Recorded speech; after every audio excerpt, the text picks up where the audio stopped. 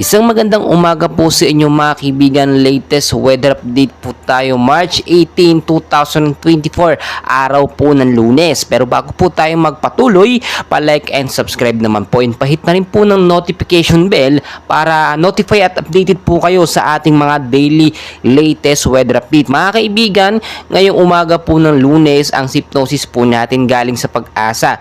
Easterlies po o yung mainit na hangin galing sa karagatang Pasipiko ang siya po nakakaapekto sa Luzon, Visayas at ilang bahagi po ng ating bansa.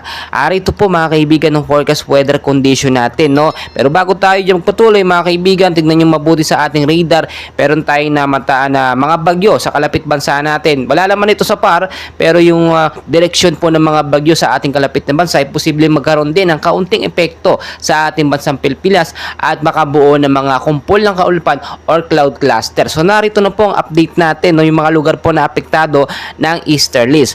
Sa area po ng Metro Manila mga kaibigan, kasama na pong ilang bahagi ng ating bansa. Maulap din po na panahon ng mararanasan dyan with isolated light rains to heavy rainfall pagdating po sa gabi. Dulot po yan ang tinatawag po natin na easterlies pa rin at mga localized thunderstorm. Ayon sa Pag-asa, ang impact po niya kung sakaling magkaroon ng malakas na pag-ulan, posibleng pagbabaha sa mababang lugar dyan sa Metro Manila.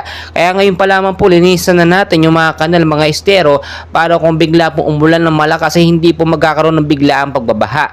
Mag-ingat din po kayo mga kaibigan sa matataas na lugar, no? Yung mga landslide prone areas dahil sa posibleng paglambot ng lupa ay yun po yung ating binabantayan. So ngayon mga kaibigan, ayon sa Pag-asa, wala pa naman po namamatang bagyo sa loob ng Philippine Area of Responsibility. Kahit LPA wala rin po. Pero ang nagpapaulan sa atin sa ilang bahagi ng ating bansa, easterlies po at localized thunderstorm. Tinataya po ng Pag-asa na isang bagyo po ang papasok ngayong buwan ng Marso. At yun nga pong kauna-unahang bagyo na tatawagin natin na bagyong Aghon ngayong 2024. So mga kaibigan, dyan lamang po kayo. Mamaya update ko po kayo muli sa lagay ng ating panahon. And please, huwag na huwag kakalimutan mag-like and subscribe for more weather updates. Maraming